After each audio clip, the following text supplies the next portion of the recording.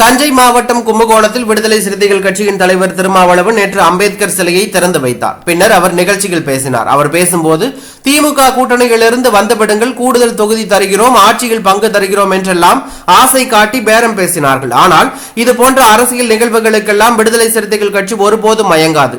எங்களை அசைத்த முடியவில்லை. இப்படிப்பட்ட ஊசலாட்டத்தில் விடுதலை சிறுத்தைகள் கட்சி இருக்கிறது. வளைந்து கொடுப்பதால் முறிந்துவிட முடியும் என்று நினைத்த நிலையில் அது முடியவில்லை.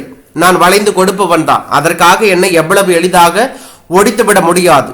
என்னை ஒரு துருப்புச்சீட்டாக வைத்து திமுக கூட்டணியை உடைத்து விடலாம் என்று நினைத்தார்கள். இன்று மீண்டும் பழைய உத்தியை கையில் எடுத்துள்ளார்கள்.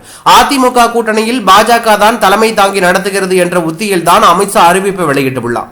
அதிமுக தலைமை தாங்குகிறது என்றால் எடப்பாடி பழனிசாமி தான் கூட்டணியை அறிவித்திருக்க வேண்டும். இப்படி அறிவித்திருந்தால் எடப்பாடி பழனிசாமி சுதந்திரமாக இந்த முடிவை எடுத்துள்ளார் என்று நம்பி இருக்கலாம். ஆனால் அவரை பக்கத்தில் உட்கார வைத்து அமித்ஷா பேசுகிறார் என்று கூறினார். மேலும் திமுக கூட்டணியிலிருந்து வெளிவர தனக்கு பேரம் பேசினார்கள் என்று திருமாவளவன் கூறியது அரசியல் வட்டாரத்தில் பெரும் பரபரப்பையும் அதிர்ச்சியும் ஏற்படுத்தி உள்ளது.